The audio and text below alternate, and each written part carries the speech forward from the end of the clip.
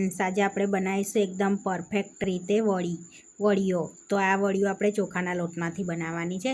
તો એકદમ ઉજરી આપણે તૈયાર થશે વડીઓ. આ રીતની જોઈ શકો છો, સરસ એવી. તો અહીં આગળ 2 કપ ચોખાનો લોટ લઈ લીધો છે. હવે એ જ કપથી આપણે 4 કપ પાણી લેવાનું છે. તો 2 કપ આપણે પેનમાં ઉકાળવા મૂકવાનું છે આ રીતે.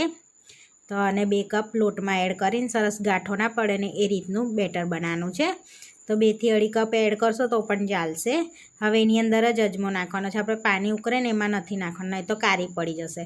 તો થોડુંક તેલ અને જીરું અને તીખાસ પ્રમાણે લીલા મરચાં, તમે સાબુદાણા પલાળેલા હોય તો પણ એડ કરી શકાય છે અંદર થોડાક.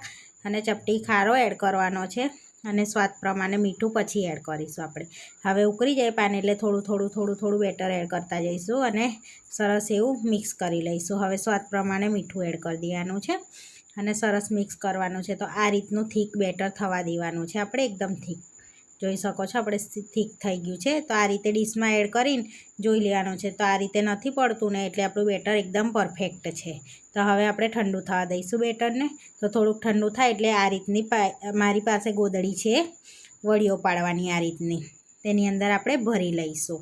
ના હોય તમે હાથથી પણ મૂકી શકો છો. હવે પોલિથીન પર આ રીતે પ્રેસ કરતા જઈ અને વડીઓ પાડી લેવાની છે આ રીતે.